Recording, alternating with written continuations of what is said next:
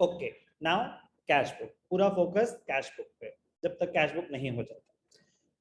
Cash book, a subsidiary book in which transactions relating to cash and bank will be recorded.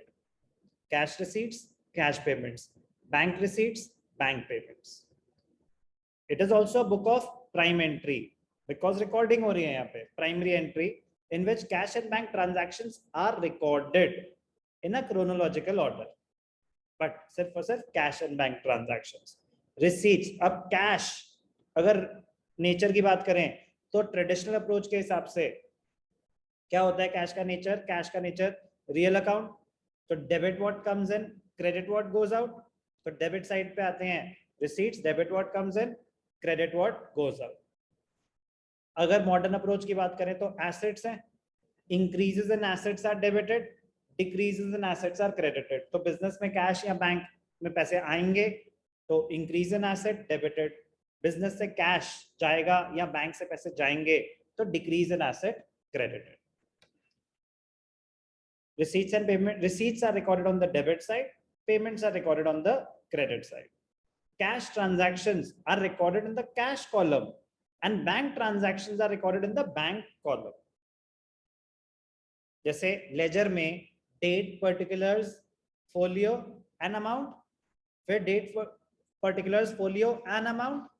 यहां पे लगा लो कि आप cash और बैंक का लेजर एक साथ बना रहे हो, बिल्कुल भी मुश्किल नहीं है, बट कैश और बैंक का लेजर एक साथ बना रहे हो तो दो अमाउंट के कॉलम होंगे डेबिट साइड पे, दो अमाउंट के कॉलम होंगे क्रेडिट साइड पे, एक कॉलम कैश के लिए, एक कॉलम बैंक के लिए। आएंगे अभी फॉर्मेट पे।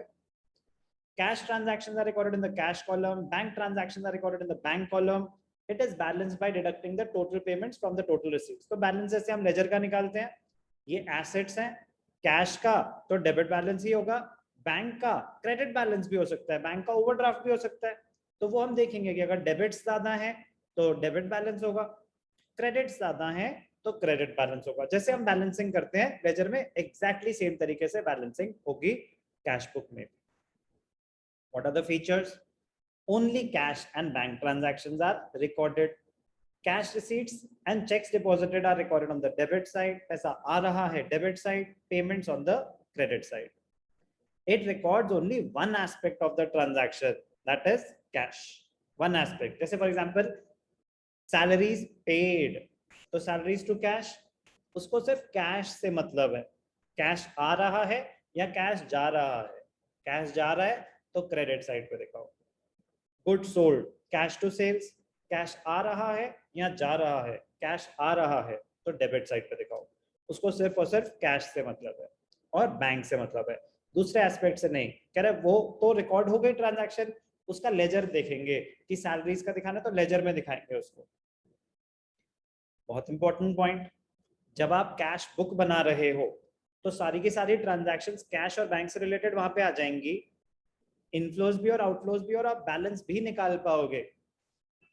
तो अगर आपका बैलेंस निकल गया कैश बुक से ही तो कैश और बैंक का लेजर बनाना पड़ेगा, क्या आपको अकाउंट बनाना पड़ेगा लेजर में सेपरेट? पर्पस क्या था लेजर में? पर्पस क्या था सबका सेपरेट अकाउंट बनाने का? कि उससे रिलेटेड सारी ट्रांजैक्शन एक जगह आ जाएंगे, grouping of similar transaction at one place and to ascertain the closing balance of that particular account. तो वो चीज तो कैश बुक में भी हो रही है, grouping of similar transactions at one place, cash और बैंक से रिलेटेड सारी ट्रांजैक्शंस एक ही जगह पे आ जाएंगी।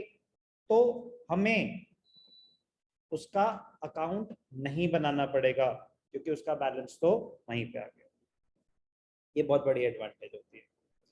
Cash and bank transactions are recorded in the cash book in a chronological order. Okay जी। It performs the function of both journal and ledger at the same time. जो मैंने आपको भी बताया, रिकॉर्डिंग भी हो रही है और बैलेंसिंग भी हो रही है, तो आपको कैश और बैंक का लेजर नहीं बनाना पड़ेगा।